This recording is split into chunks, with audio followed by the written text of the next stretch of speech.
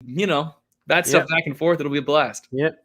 All right, guys, I'm here with Matt, and we're going to be talking about, his new program, his new course coming out, and we've been talking about it. I've been in it before in regards to ranking more GMBs, if you will, rank more clients in more areas and how to do it.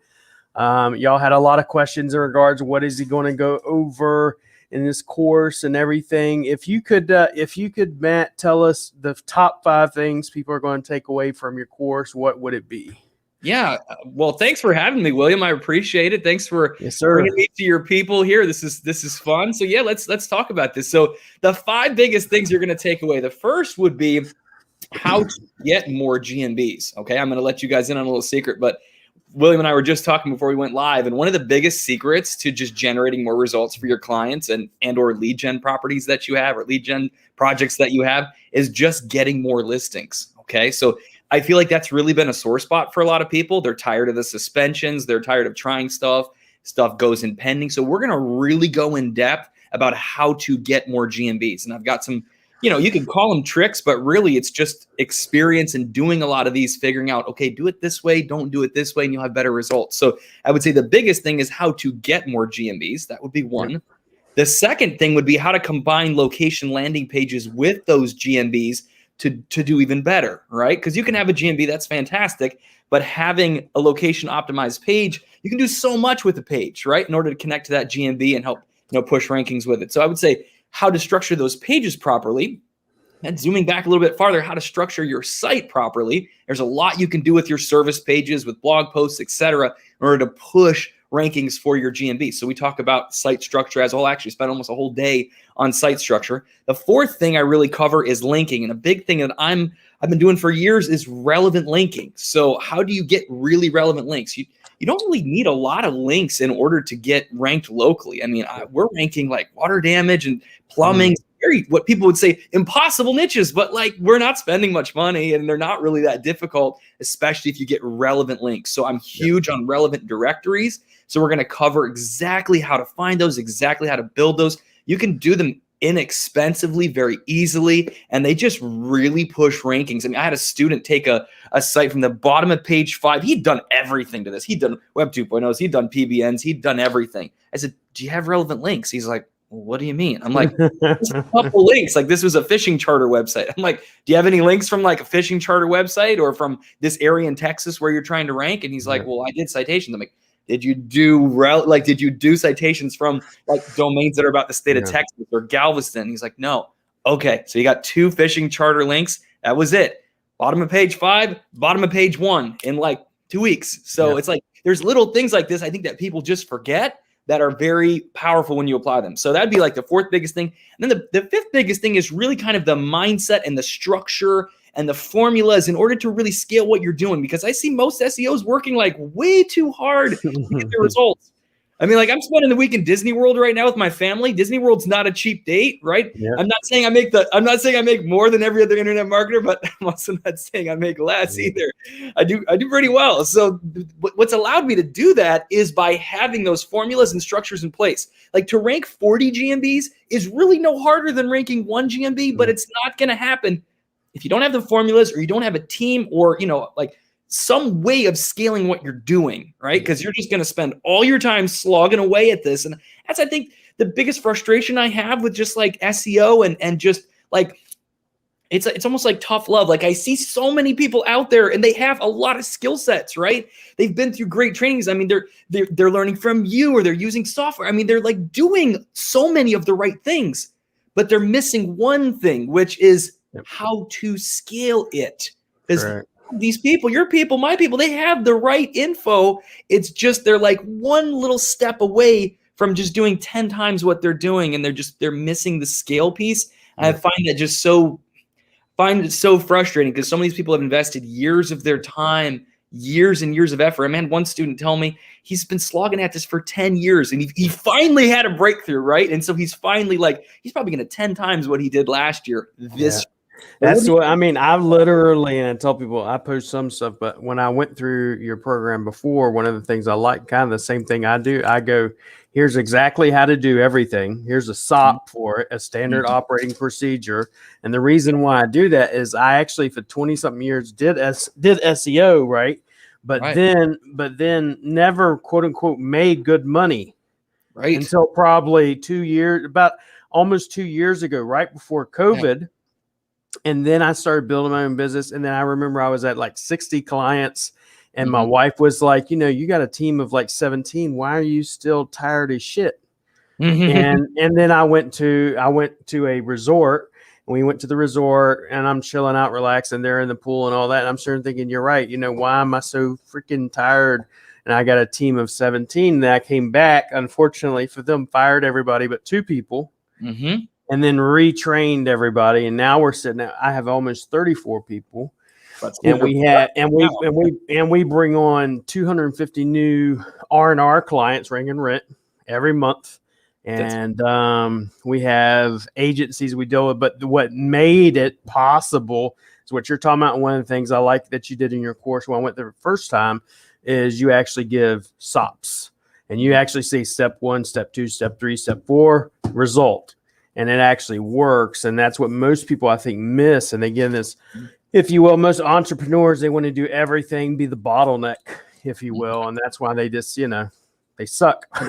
You want to be stuck, There's so many people out there that know more about this. Like, I don't claim to be the world's best SEO, like far from it. There are so many of my friends that know so much more, but they're like, dude, how are you doing all this? I'm like, because I'm not the one doing it all, right? And I think one of the biggest things that people have trouble with is being able to let go with somebody, like let go of the work or some of the work, and have know going into it that there's no way that they're going to do it exactly as good as you are. But like, even if somebody does it like 90% or 80% as good as you are, SEO is a game of effort. And a lot of people are just not putting forth the effort that is needed in order to rank like a lot of pages, a lot of GMBs, a lot of projects. And it's a lot. It's just it's action. It's imperfect action. Most people want to take. It has to be perfect, otherwise I'm not going to do it. And the fact is, it's a matter of taking actual action, and then you can adjust as you go. This is working. This isn't working. Test and trial and error. And most people don't want to do that. But it was, right before COVID is when we took off, and then after that, I mean. I've never have made as much money as I make now. Never. And it's a good feeling because you can help so many more people and everybody else benefits. Yeah. I told them on one show, it has enabled me. We just opened up, if you will, like a, almost like we live in the Philippines. So it's almost like a Salvation Army. Think of a Salvation Army. Once a week, we go there and feed people, clothe people, do all this stuff. And we were never able to do it. It's like, how much does rent cost? He tells me how much rent costs. Oh yeah, sure. No problem. And before I've been like, oh, hell no. I can't do that. I ain't got the extra money to do anything like that. I need to help my own family. I love that, William, because when you give like that, it's just like all the blessings just come back to you, and you can give even more, and you can give even more and even more. That's what we've noticed too. We'll sit here and we'll go to feed, like when we do rice harvesting, for example, we'll have 20, 30 people here, and we'll go, let's kill, if you will. We're in the country, so let's go out. We kill a goat, we feed everybody, and then afterwards, it's like 2-3 days later, it's like, all of a sudden, all this stuff starts coming in, blessings and stuff, and we're like, it's so cool. Do you ever notice that whenever we give honey, there's like overflow, if you will? Oh my gosh, it's astounding. Yeah, one of my mentors, Matt Fury, he's become a really good friend of mine. Was sort of an original, I mean, not like SEO, but like an original kind of internet marketer, if you will, kind of from the, Dan Kennedy actually was like, coaching. Dan Kennedy. Awesome. Right? Yeah. And so, another funny story, I actually got a behind the scenes tour of Disney World here with Dan Kennedy in like this small group. Probably one of the most memorable like marketing moments of my life is to see Disney World through Dan Kennedy's eyes, which is totally different than like anybody else would see it.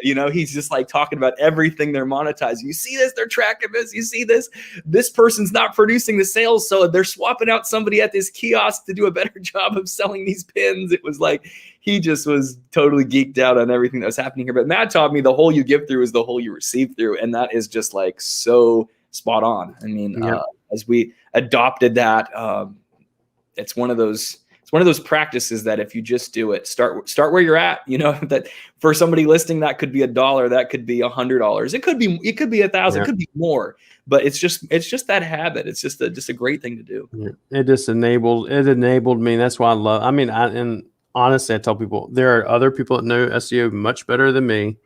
Same thing. I may have years of experience, but I don't claim to know everything. But I even tell people, for me, I just look at SEO as totally, I reverse engineer stuff. I just go, okay, these people have what I want. They're in the top positions. What are they doing that I'm not doing? Okay. What categories they have, how many reviews they have, how many what's their landing pages, all this stuff. And then reverse engineer it and then get multiple GMBs around them, you know, and stuff like that. So, but that's really the way to go. That's kind of how we discovered like the original like relevant link thing. It was because we would look up these competitors that were winning in a market, and we're like, man, if you look at the metrics, so to speak, these people are so weak. How are they ranking? And you go look, and it's like, oh, they got a link from this plumber site. They got a link from their, you know, kid's school that's in that town. They got a link from the Chamber of Commerce that's in that town. So it's like we started to put together those pieces of relevance, seeing that when a site was doing really well, somehow relevance was being created, right? Either for the niche level or for the geographic area that we were in. And so we started putting together lists and lists and lists of all those niches and all those areas. I think now we're up to like over 500 link lists, I want to say, of just different niches and different geographic areas, mainly in the US. Yeah, we mainly, only if you will, only links I do are niche relevant links. That's it. I do citations, but I do niche relevant links. And I can take someone that's no traffic, brand new site, throw some niche relevant links on there with some stacks, of course, inside the niche relevant link. And then boom, they pick up the links. The links are automatically picked up. I haven't even indexed them, and they're already starting to rank. So yeah, it definitely works. Versus and just less links too. That's the thing. I know people that are slogging away building tons of links and not seeing the results. A lot of times it's just because that relevance is not there. Yeah. Let's see here. Any questions coming in here? I'll probably interject this while you're checking those questions, William. Is a lot of people just ask me about the GMB thing. That's something they kind of know me for, is like the multi-location GMB stuff. And I kind of mentioned it at the beginning, but just getting more GMBs is really key. So one of the things that we're going to do with everyone when they're in the challenge is actually I show them my scripts. So I still use Craigslist. It still works as long as you don't talk about Google in a postcard in your post.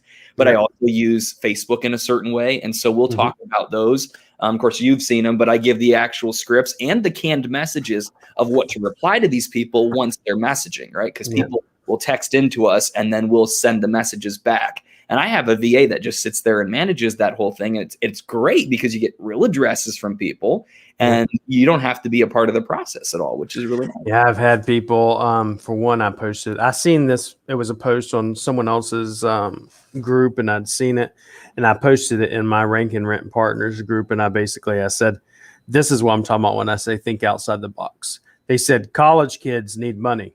And it was about paying college kids like $20 for their address. And they were like, hell yeah, I'll do that. We just need my address. Sure. Here's my address. Send me the $20 for beer money or whatever. Absolutely. And they'll do it, you know, and people they'll are like, recruit all their friends. They'll recruit all their friends.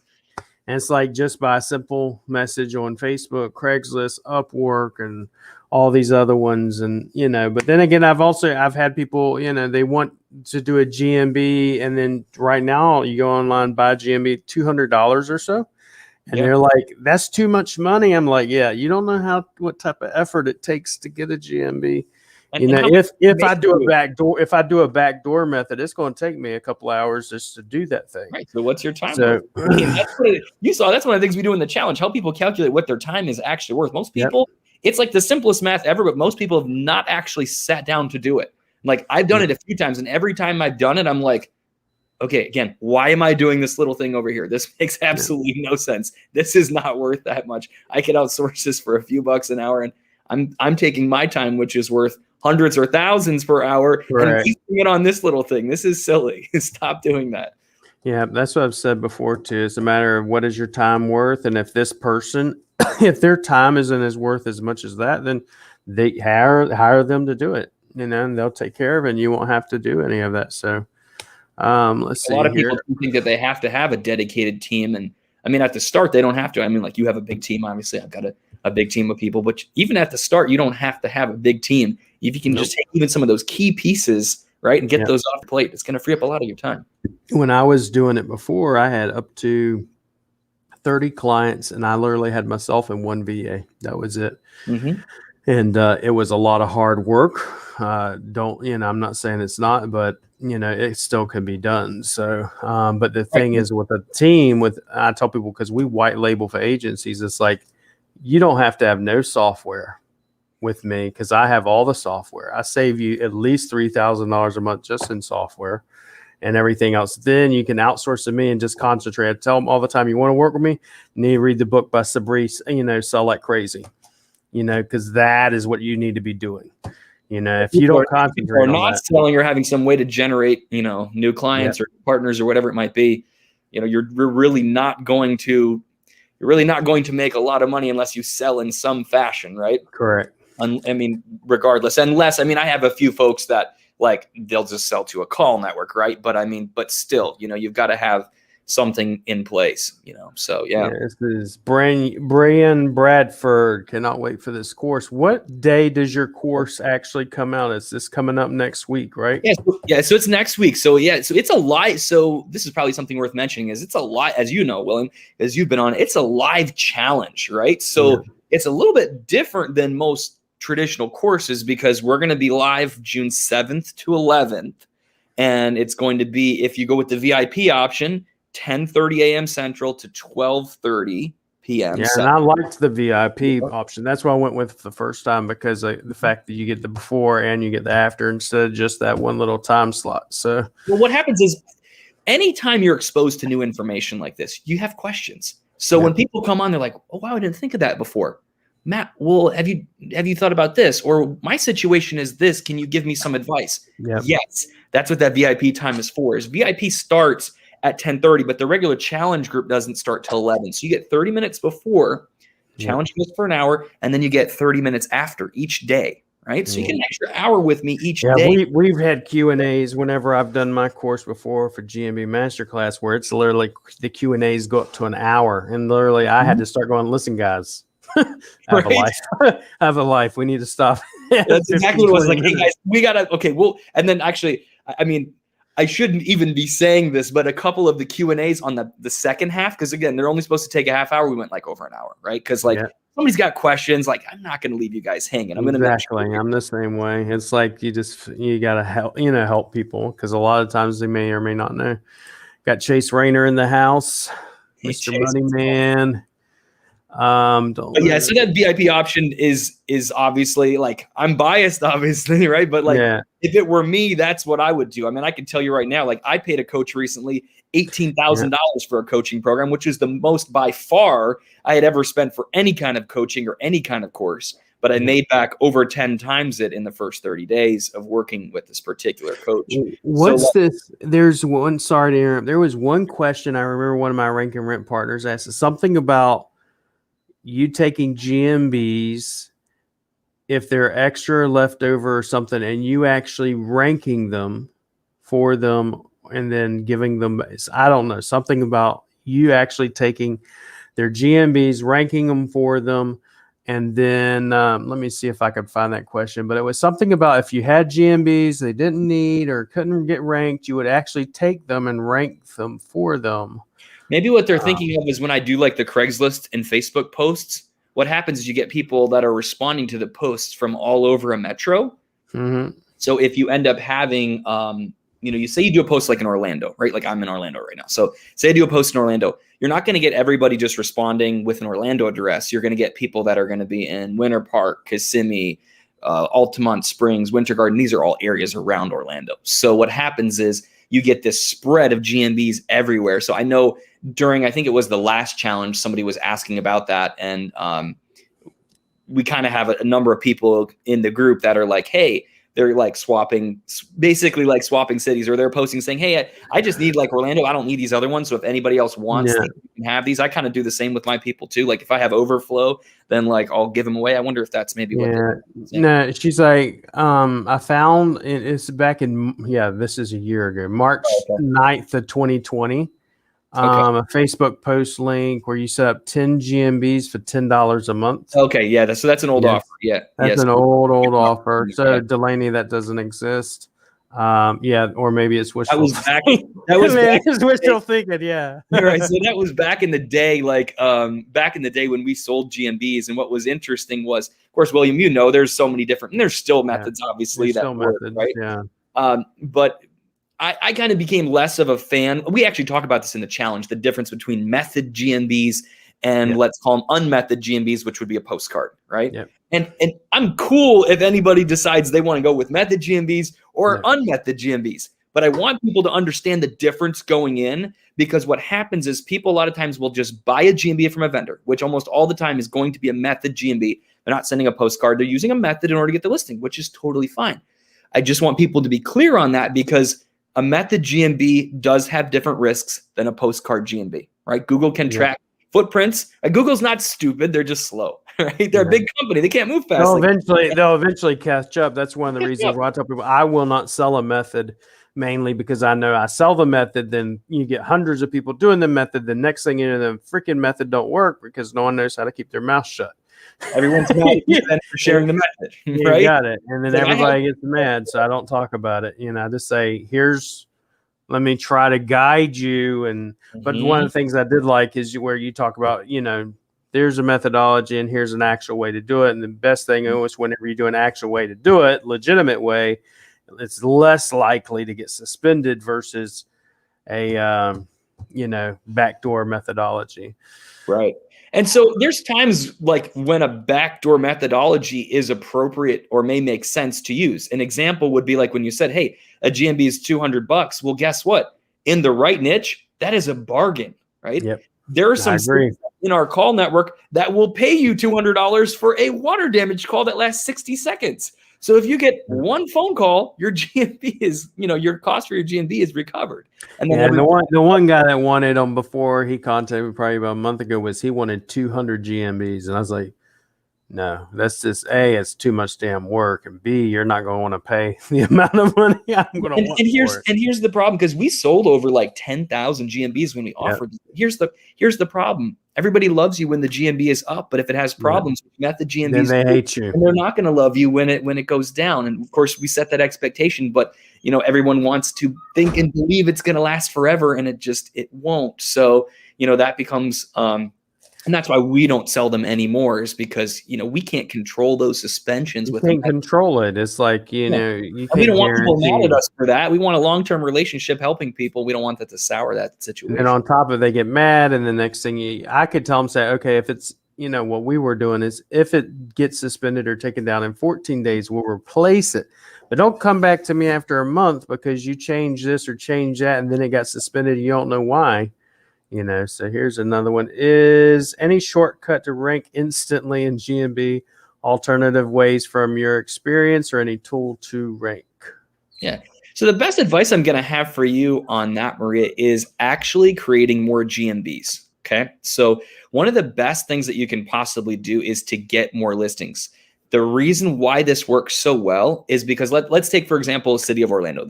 I'm in Disney World right now, so I'm not it's like part of kind of next to Orlando, or it's actually like Orlando. It's its own town.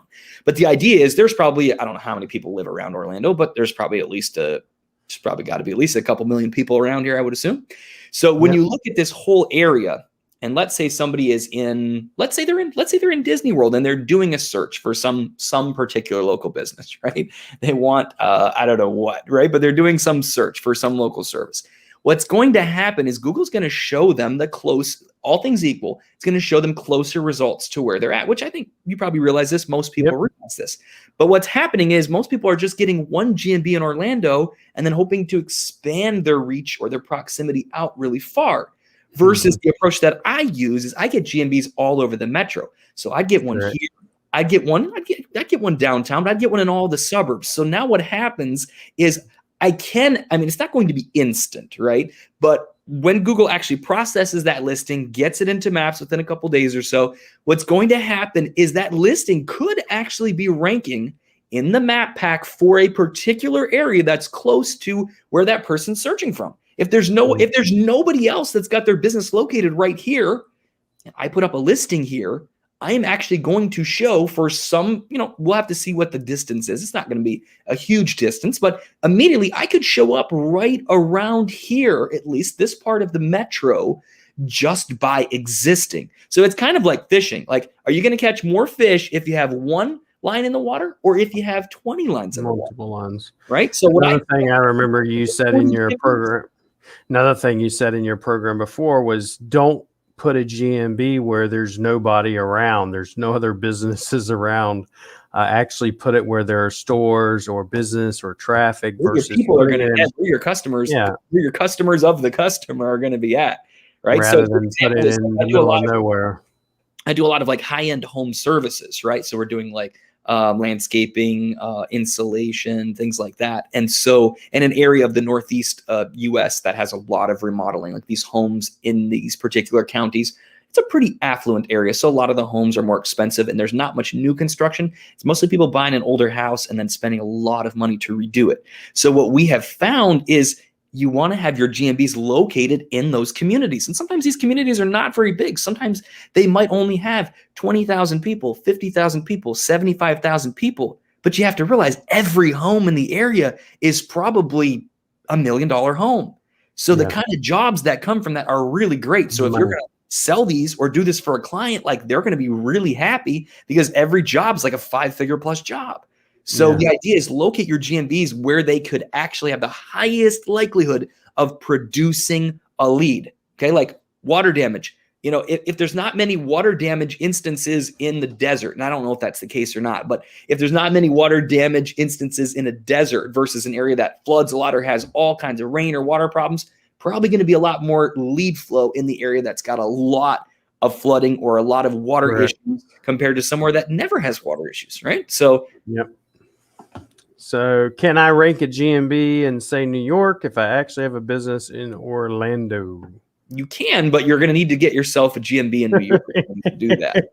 Unless you got a GMB you want to get a lot of GMBs in New York. So I'm in Orlando right now, and I have GMBs in New York, right? I have like 3 big sites up there. Each one has about 40 to 45 GMBs. So I have over 100 GMBs between like New York, New Jersey, and Connecticut. And like that's one of my favorite markets to rank. There's a lot of really nice homes in some certain areas up there. They just pump out a lot of home services leads. I've actually never set foot in these counties that I've been in the Newark airport. That's the closest I've been to it. But here's a weird rank and rent or niche to get into, and anybody that's in my class knows about it. Crime scene cleanup. And most people would never. Why should I get that? It's like the average ticket, insurance tickets, around $7,000 to $11,000. I suggest for that. Now, if you don't have insurance, it's like $15,000 to $3,000. But if they have insurance, and most of them is going to be like wild and crazy numbers, and most people don't do enough research to figure that out. So. But that's a lot of people don't know about and don't even think about. Water damage gets all the attention. Yeah. And it's like, and here's another one that usually goes with crime scene is hoarding cleanup, and depending on where you go and stuff. So let's see here. Niches are just fantastic, Not a lot of people, and there's not a lot of competition. Yeah. So that's the good thing. You put the GMB up and you're ranking like you couldn't let that any work. Alfredo, in the challenge, will you need any other programs or software? Nope. Not from what I remember. He gives you your SOPs. He gives you the scripts. He tells you A, B, C, D. I mean, literally, I remember when you did it before, it's like, here's the script to do this, and here's the response. Just don't use the word Google. Postcard. I remember all that stuff. So if you go and use Google and Postcard, it's going to get suspended. Exactly. Let's see here. Hi, Matt. Does all GMBs have to have different websites and telephone numbers?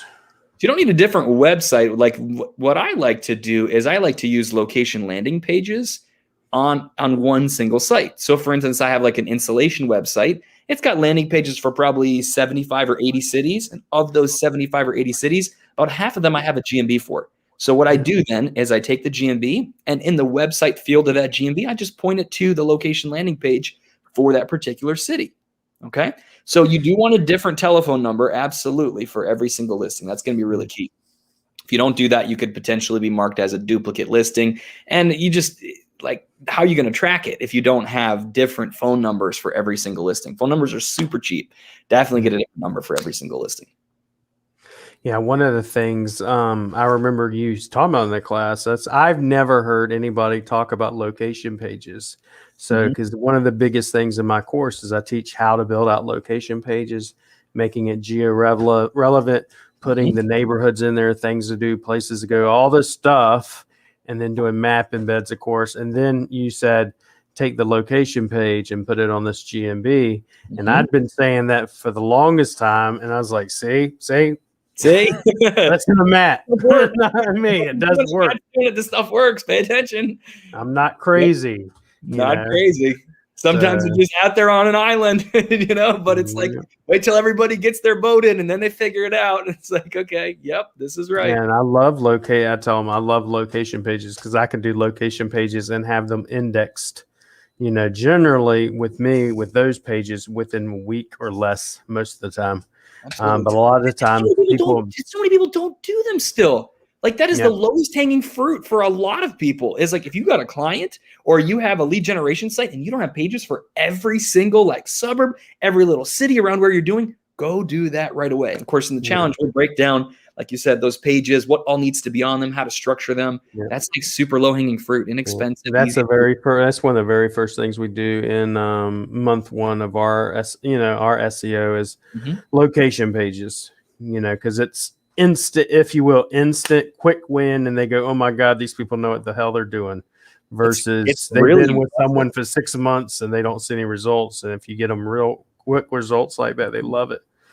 That's one of the things I used when I was doing, I do a lot more lead generation work now. I'm not actively really looking for clients, but when we did a lot of client work, one of the things that we did was on the call when we were walking through, basically the sales pitch for the SEO was pulling up their competitors and literally doing a Google search for their competitors. And we did it ahead of time. So we knew for sure we were going to find somebody that had these location pages making, but you show them the location pages of their, you don't call them location pages, just say, hey, let's do a search for, property management, Katy, Texas, right? It's like a suburb of Houston. So we pull it up and like, oh, wow, there's like 2 or 3 companies that have these pages for Katy, Texas. Now they're not located in Katy, Texas, but they have pages for them. Let's look at your site. Oh, you're not showing up for Katy, Texas.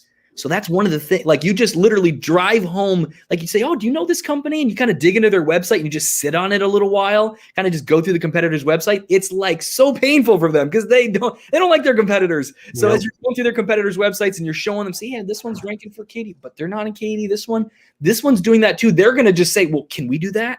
Absolutely. Like that's what we're going to do in the first month is we're going to get you on par with everybody else here, build pages for all of these areas. So these people aren't just, Yeah. And then one of the things you talked about when I was in it before is also by doing this and showing your, if you will, your clients this, you as an agency will make more money because then they'll be like, can we do this? Yes, we can do this. Of course, it's going to cost you more money, but we can do it. And then once they see that their competition's doing it, they're going to want to do it. So.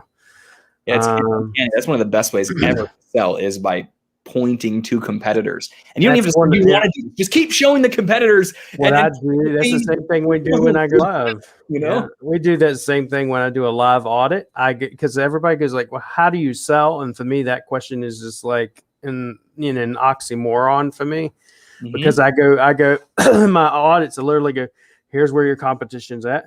Here's where you're at. Yeah, here's what we got to do to get you here. Do you want your GeoGrid green like this, or do you want to stay sucky red and orange like this? And they generally will be like, yeah, I want to, sign me up. Here's my credit card. The longer you dwell on the competitors, the easier it becomes because pain drives the sale much, much more than pleasure does. Magnifying the pain. Let's see. I know you'll go over this. How can I open up new GMBs in other cities so it'll get verified? He's going to go over that in the course. But I could tell you he definitely goes over. He went over it in the course I went through, I don't know, a couple of months back or something. Ali, what do you recommend to have in a location page, more content, blog style, landing page style, all those location pages? He's actually going to go over that. I'm pretty sure you're probably going to go over this in this course too, just like you did last time. Absolutely. The biggest thing I can say is I think a lot of people don't give their location landing pages attention from a conversion standpoint. So keep in mind, people are going to click through these GMBs onto your location landing pages. So they need to look good. They need to convert. You need like a clickable phone number, right? Because people on mobile especially, you need a form that's not too complicated to fill out. You want some proof. So if this is like a home services kind of niche, if there's before and after pictures, so if it's like a landscaping site showing a yard that looks really in shambles versus a yard that's nicely manicured and looks like it's, you know, $1 million bucks, like that's the kind of things you want to have happen. If this is a cosmetic surgeon, right? Like show the before, show the after, show the transformation of what people are going to get from this particular service or this site. Testimonials, if you can, if there's appropriate videos. Think of like what you would want to see if you were going to be hitting one of these pages. In terms of all of the content and optimizing the page, that's kind of beyond the scope of just this live stream here. So we'll be covering all that in the actual challenge. But, you know, as William mentioned before, needs to have geo content. Of course, it needs to talk about your keywords and talk about your services and appropriate headings and throughout the page. But, you know, we'll be covering all of that. And there's a lot of things off of the location landing page that help those to rank too. Supporting pages, links from power pages in your website. So that's all going to be part of that site structure day 3 that we go through and getting your site where it needs to be able to rank a lot of listings. It's not just the pages themselves. It's about what you have going on in your whole site in order to rank those pages too. And the whole ecosystem behind everything. Let's see here. Yaniv, how would you suggest doing GMBs for the locksmith niche? Super spammy and GMBs come down as quickly as they go up. That's for damn sure. Yeah. So I'll just be candid with you. You're gonna have a difficult time in order to get stuff up in the locksmith niche. But the only thing that I have seen recently that works is if you can get a GMB, and you can. I will talk about this in the challenge. This is what we call a method GMB. So there's no guarantees as to how long it is going to last. But one thing that does work is if you get a GMB that has been suspended and then you get it reinstated, which is not always an easy thing. It depends, right? But I know someone, for example, that they verify a lot of GMBs, and what they do is some of those are going to suspend, and then maybe 15% of the time or 10% of the time they'll get them reinstated. If the GMB gets reinstated, it becomes very bulletproof, meaning you can change out the name, you can change out category.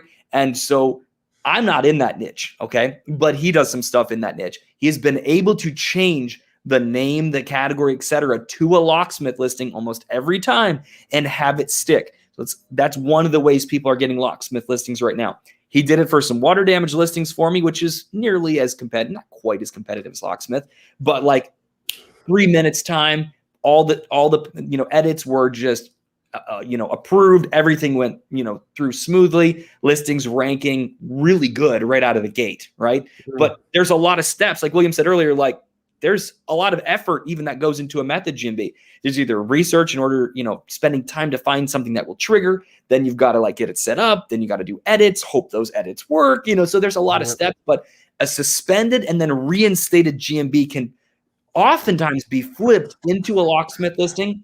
But again, you've got to have because you've already went through the reinstatement process and proof and given them all the paperwork and everything, so they pretty much ain't going to look at you anymore. I've done that because I'm actually in locksmith and towing and, that sort of, those niches, and then also drug addiction. That's another tough niche.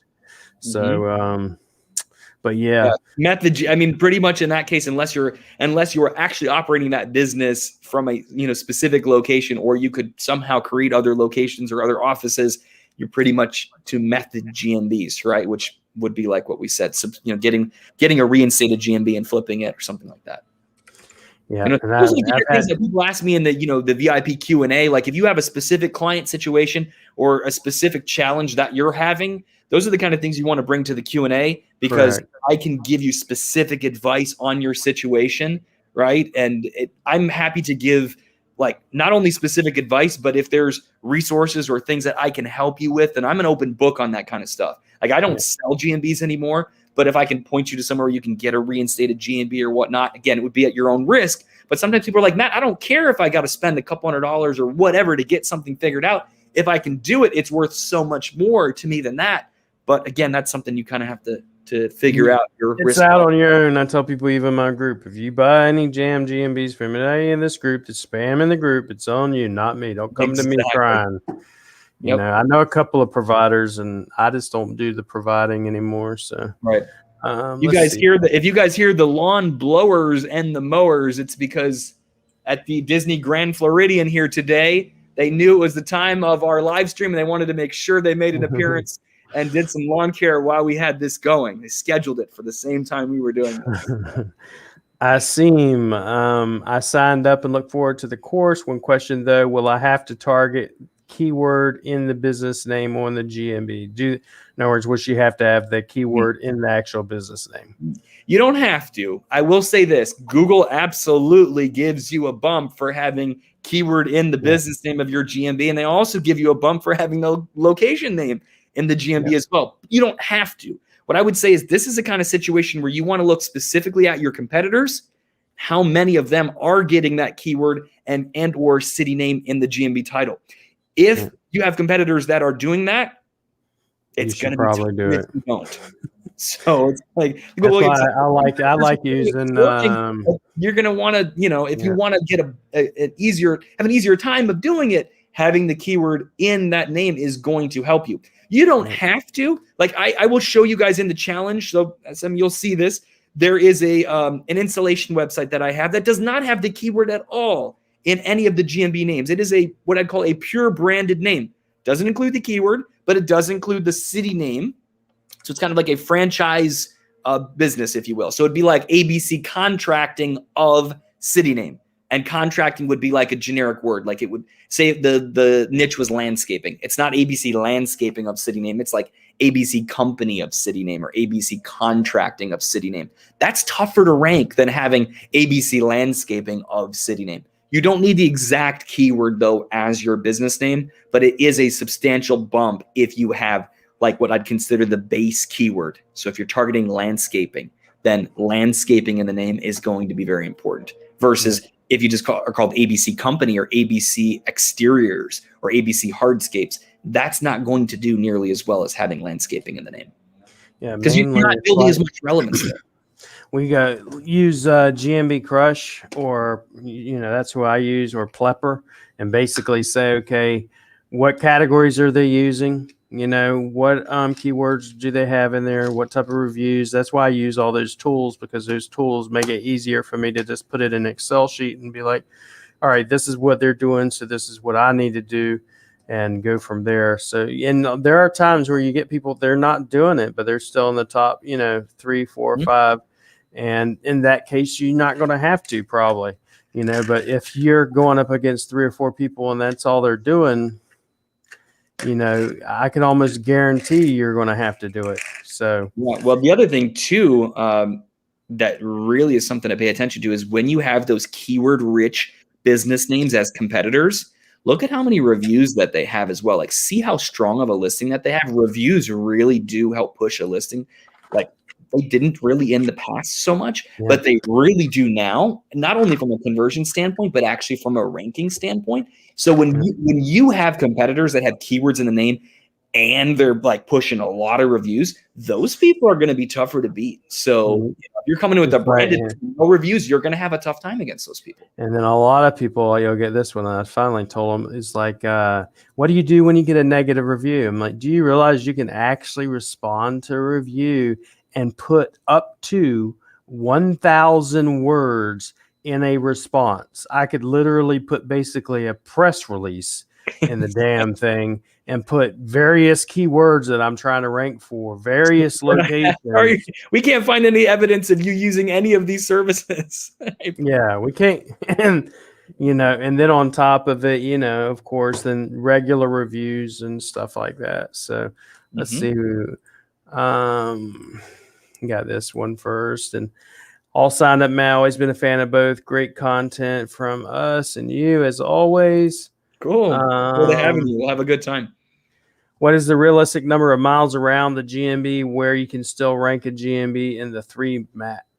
I mean, yeah, in the 3-pack, right?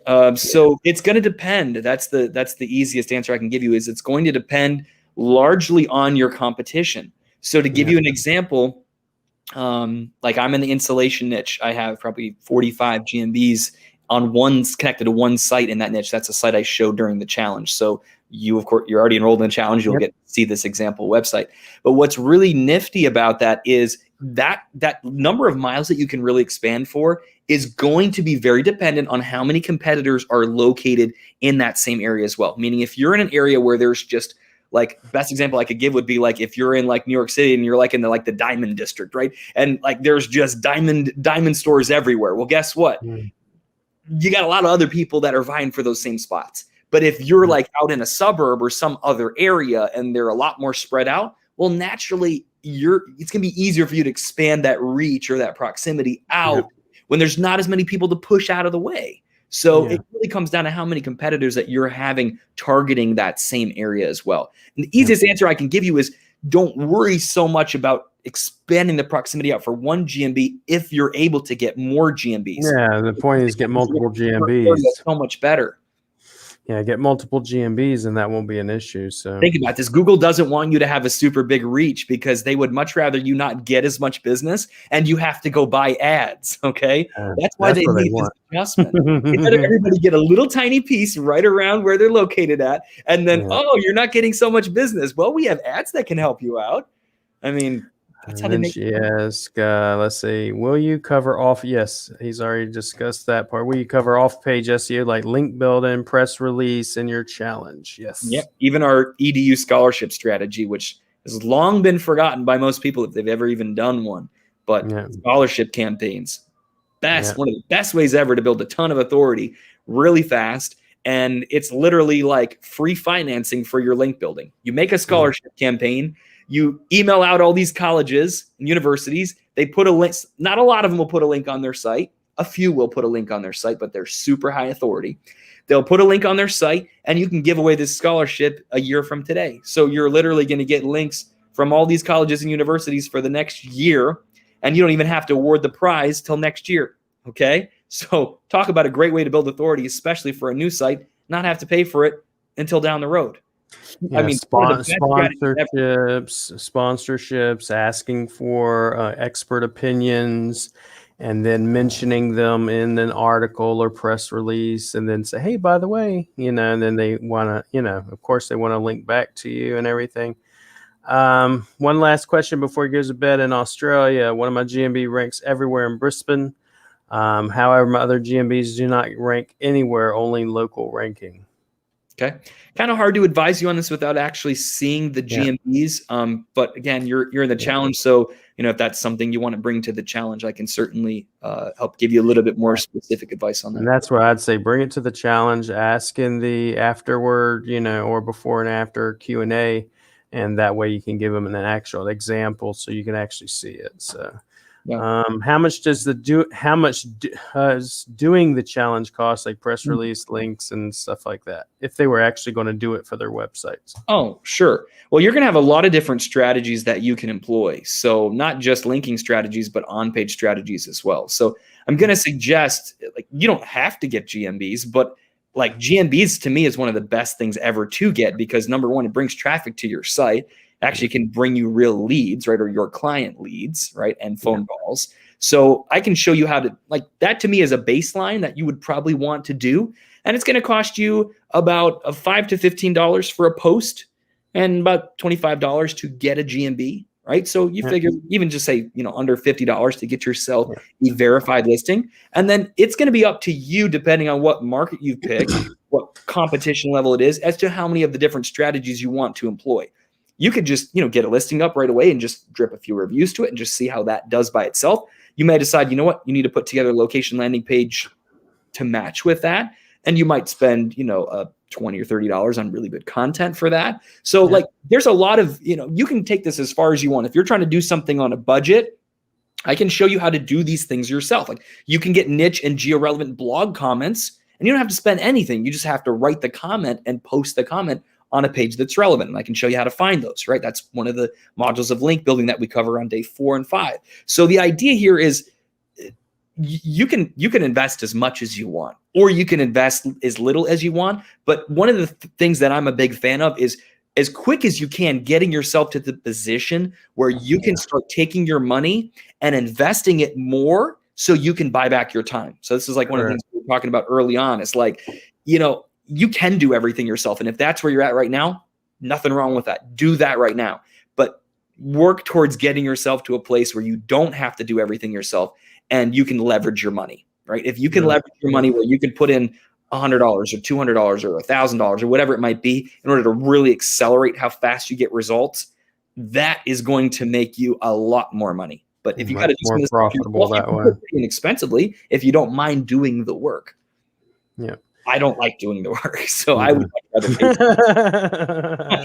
I am allergic to writing content. I am allergic to building links anymore. I have a millionaire friend of mine. I remember when I first met him back in the day. I used to ask him, I said, "What do you do for a living?" Because I never see you go to work. And he told me, he said, let me put it this way. He said, I'm just aggressively lazy. And I never understood what he means. Like, I don't like to work. So basically I hustle and I do whatever it takes to get the work done. So I don't have to go out and do all this other, hard work. Let's see here. One of the things I really cover on the challenge too, for some of you, everybody here's at different stages, right? Some people are just getting started. Other people, you've got clients or you've got lead generation sites that are producing, and you want to just dial it up a little bit more. You want to double what you're doing or triple what you're doing, right? So the biggest thing for those people is going to be understanding where they're putting their time. We talk about how you're using your time, and I give you some pretty clever little strategies that you can pull yourself out of doing these little tasks that are not worth your time and offload them, right? Doesn't have to take a lot of effort, right? But if you're not making the kind of money you want to be making right now, that's the reason why, is you're doing tasks that are not your highest value. Yep. And honestly, that's what changed my life. I've done this for 20 years, like I said, and up until right before COVID, I didn't make what I've ever made. I remember back in the day telling someone $300 for SEO, GMB SEO, on-page SEO, and social media. As a freelancer, you thought they were doing you a favor, and now then when I got into, if you will, crime scene and then some other things in rank and rent, and you ask people, hey, this is what I need, they're like, done. It's like, what? Where were you for the past 20 years of my life? So those clients are always easier to deal with too. Yeah, higher paying clients are much easier. And from my experience, the $300 client versus the $3,000 client, I very rarely hear from the guy that's paying more. Very rarely. Then I have other clients that'll pay less, and they want to have a weekly meeting. So.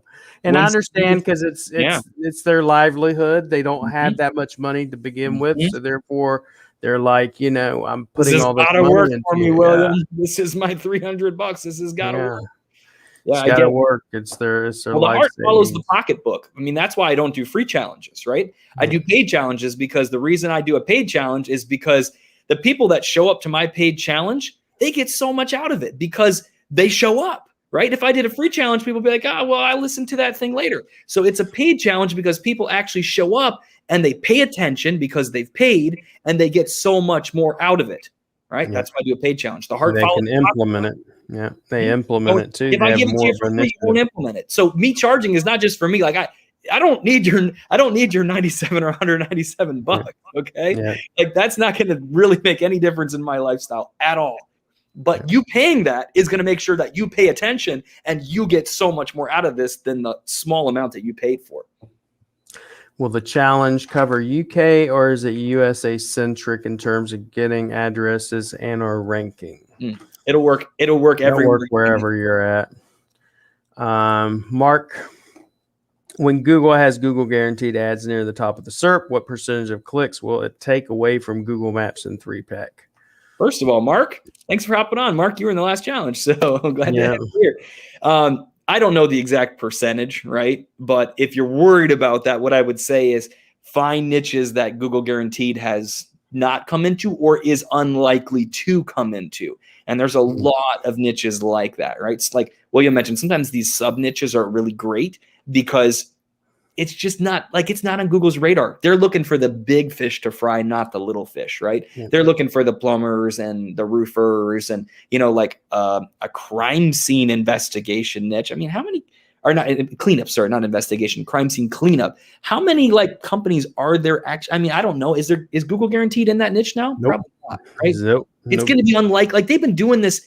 I've heard everybody freaking out about Google guaranteed for like the longest time. And I can tell you right now, like, I don't want to call it a failed program on their part, but they've been at this for so many years that I feel like if this was going to be the thing that just completely wiped out local SEO, it would have already happened. They've been at this thing for years, and they're still not really that much bigger than they were like 5 or 6 years. They're always testing. They're always testing and tweaking, but I don't think they're ever going to take over an entire market. They'd be to me. But then they'd have crushed it already. I mean, Google, think about it. They got the resources. It's their own search engine. They have the ability taken this thing over in like 6 months if they wanted to. So, Chris, is this geared exclusively towards ranking GMBs? So, Chris, I would consider it local rankings. So GMBs are obviously a big portion of that because GMBs are really where the majority of the calls come from. But we cover, put it this way, with what we cover, you'll be able to rank GMBs and you'll be able to rank organically, okay, with location landing pages. That's really the way we do it. So not just GMBs. I would say a good half of it's GMBs and the other half is just what you like consider. With the location pages alone, you can get on organic within weeks instead of, months. Just do the location pages if you don't have a GMB, and you can get it ranked that way too. So you can always bolt on a GMB later if you just don't want to do that right now. How do you go about walk-in locations and getting around the business center by owning the GMB assets? Great question, Graham. So like the kind of niches I really like to target are service businesses. I just find them the easiest really to target and easiest to work with. So I really don't work so much with, walk-in kind of locations. Like I used to have chiropractors and dentists and, cosmetic surgeons and stuff like that as clients. And I've really shifted away to that just to having service locations. So my answer there would be if you're in those kind of niches, really the only clean solution out there to having another presence is to get like a very, very small office or some kind of a co-working space, some sort of a space that you can kind of semi-legitimately claim is an actual walk-in location. So if somebody actually looks at it with that address showing that, they're going to say, okay, all right, I suppose, this will validate it. Dentists or even some real estate offices, you can grab another office. It's considerably more expensive though. That's why I really don't like that model. And in terms of getting listings, what I do is I used to do a lot of stuff in the client's name. I really don't anymore because my business has shifted more towards just pure lead generation where I own the sites and then just sell off the calls and the forms. So in those cases, I have a brand that is, I'd call it a generic brand. It's not the client's brand, but it is something that is very easily forwarded to the client.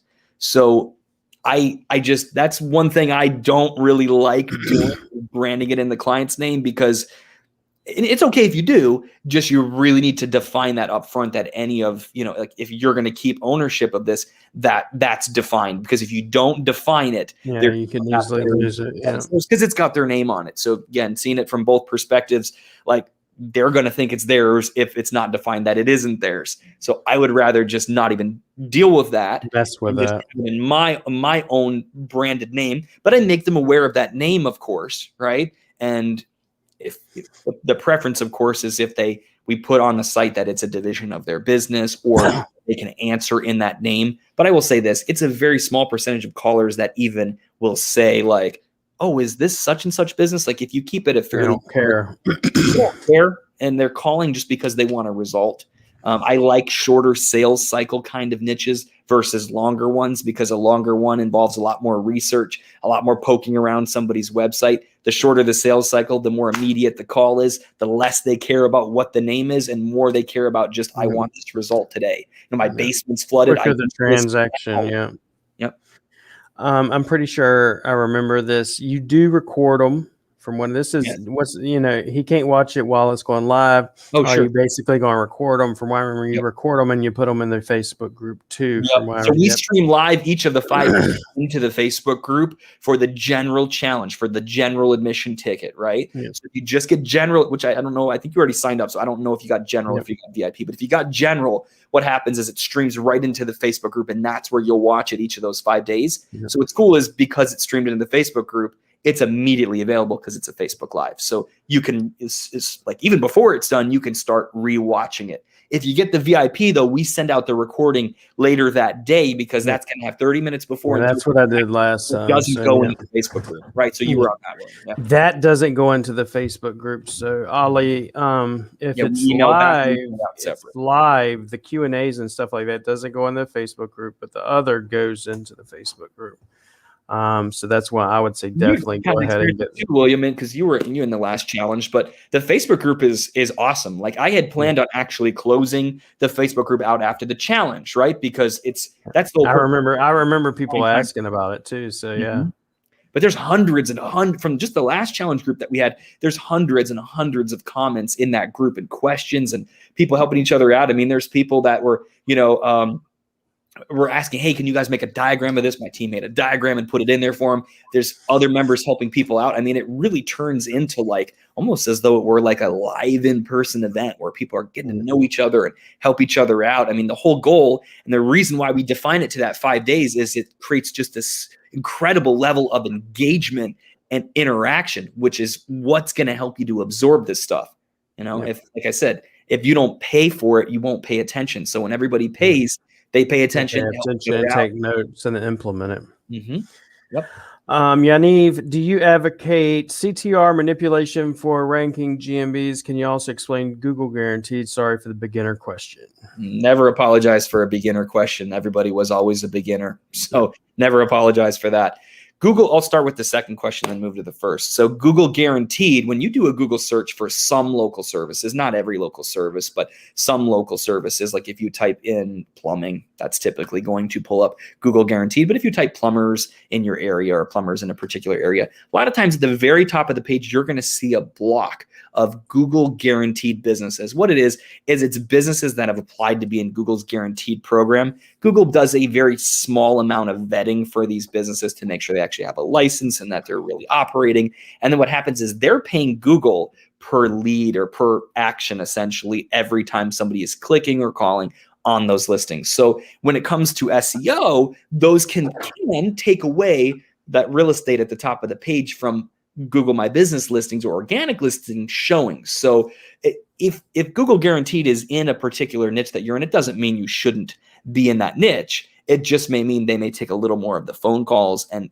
traffic that's coming through. So if there are niches that you're going to target that don't have that, great. But I also wouldn't be like scared of it and give up on that niche if Google guaranteed is there, because again, like it's not going to take up the whole page. And because it says Google guaranteed, like a lot of people actually realize it sounds funny. You would think like Google guaranteed must mean it's great. Sometimes people are a little scared away when something looks a little because they realize you're paying for that position. Therefore, sometimes they don't trust you as much because someone that's in the top 3, they're going to look, let's look at these reviews, and then they look at the reviews, and then when they see you got actual reviews, it's totally different than someone that's just got an ad up there and sitting up there, so. Yep. The other question was on CTR manipulation, and that's something I'll probably let William talk to you more about. And I don't know if we'll talk about it here, but in future live streams. It's something, honestly, I've done very little with. And the reason, and I'm not saying it doesn't work. I know it works fantastically. I know William's got incredible results with it. Others have incredible results with it. It's definitely something that works quite well. One of the things that I do, though, is I go, and I'll show you this in the challenge, but I'm a little old school, I guess I would say, in the sense that I rank my listings with really good on page. I rank my listings with reviews, and I rank my listings with relevant links. And so those are going to be the things that I cover in the challenge. And so my perspective is this: you always want to have the really strong foundations, because strong foundations of on page, of off page, of a strong brand, and with reviews. You want that because let's say they just decide to tweak the algorithm a little bit. Okay. And let's say they make CTR a little less important than it is right now, because we know that it does work very well. What if they just dial that down a little bit? Well, if you didn't do anything else besides that, you might be adversely affected, right? You may drop. So the idea here is, at least the way I look at it, is don't look at just CTR as like the only thing that you should do. Look at it as something that works, and incorporate that with other things that work. Okay. It was a game of effort. You don't want to do unless you just only can do the minimum possible, that's one thing, but you really want to do more than just the minimum. I remember this really fondly. My very first SEO client was for a property management business in Naples, Florida. And I was living in Naples, Florida at the time. It was a local client. And so what happened was I ranked them within, it probably took me 4 to 5 months to get them ranked at the time, right?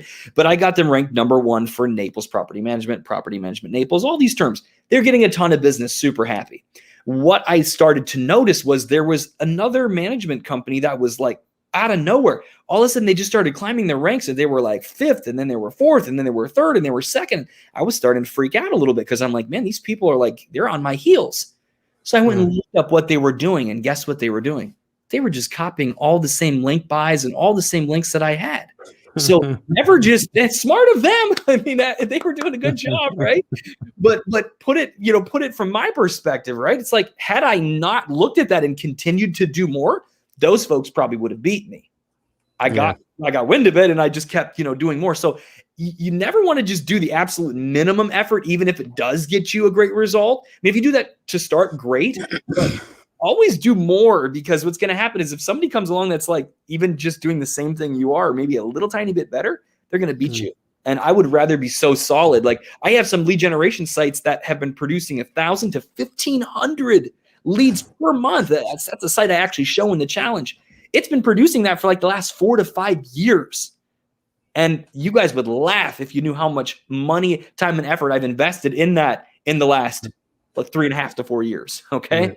Like, next to nothing, because I built it really strong and it continues to work. CTR, if you want to know about CTR, go to my YouTube channel. I have videos on it, but basically I would tell you, no, first do the foundations. If you go into my classes, I tell them do the foundations, do your on-page, off-page SEO, do your location pages, advanced schema, GSAX, cloud stacks, do all that stuff. And then if you actually need CTR, then I bring out the Gatling gun. And that's when I use it. And number 2, you can't even use CTR properly unless those keywords are already in your Google Search Console. If they're not in your Google Search Console, I have no information to base what traffic you should, quote unquote, get, or how to increase it. Therefore, it won't last. So, but yeah, just go in there. It's, something that you could look at later. But let's see if we got any more questions. We've been on here for an hour. So let's see. I want to do this for myself and my clients. Then I want to make a special finance department. I use cars lots with different brands such as ABC Credit Center. Will that work with multiple locations around a major metro area? Yeah, as long as there's searches. I mean, that's not a niche that I know, but yeah, as long as there's searches, as long as there's people looking for that, then yeah, absolutely. Yeah, we did that for basically a doctor, primary care clinic, but we also had pain management, lung clinic. We also had esthetician area. We also had a cafe, and we did suite 1, suite 2, suite 3, suite 4, suite 5, and all the same address. So just the only thing we're switching. As long as your categories are different, you got a different business. Yeah, you'll be fine. Yeah. So once again, when does the challenge start? What day?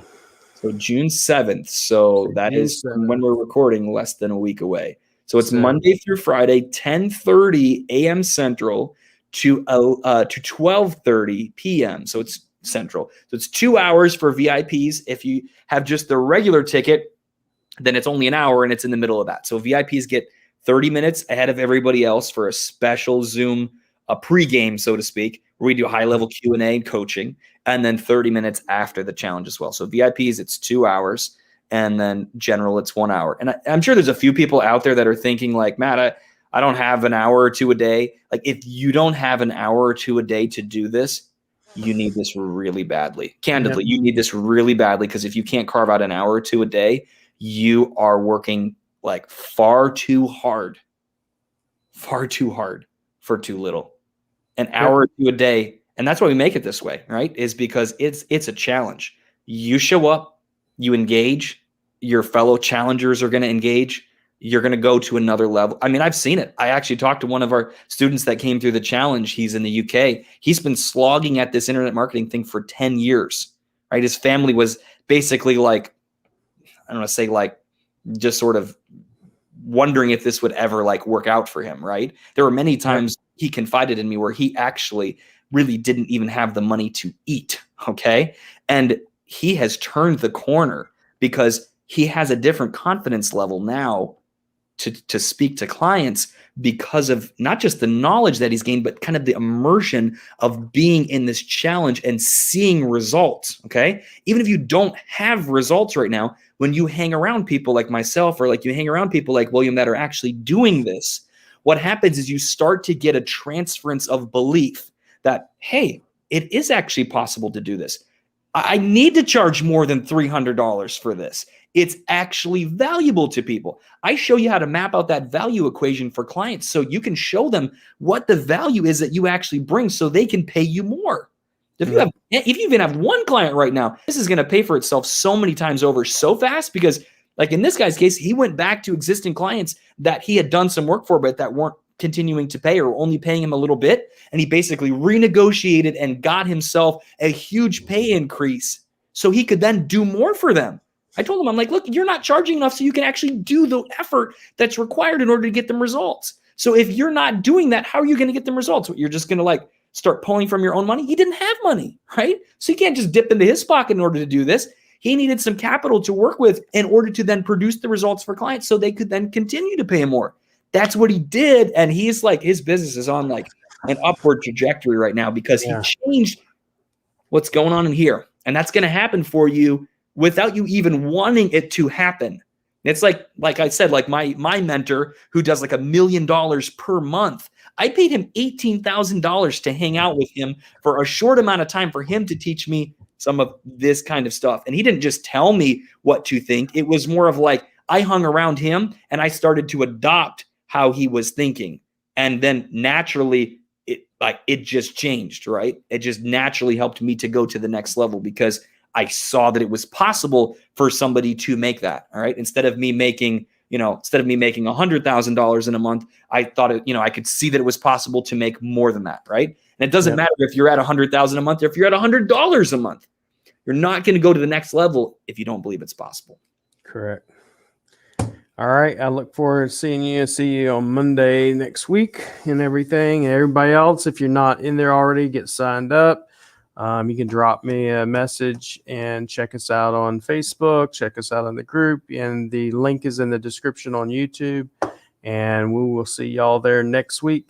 Pleasure. Have fun down in Orlando, brother. This was fun, buddy. Cool. We'll see you at the challenge. And to everybody that's signed up already and that will sign up, I'm super excited. We're going to have a lot of fun. You're going to get a lot of time with me during that week. And I promise you, it will be the best time that you have invested. Remember, the heart follows the pocketbook. Yes, sir. You pay attention when you pay, and when you invest in yourself, that's when you actually take it serious. So I look forward to seeing you guys there and gals too. Thanks, Will. Peace out. You have a good one. See ya.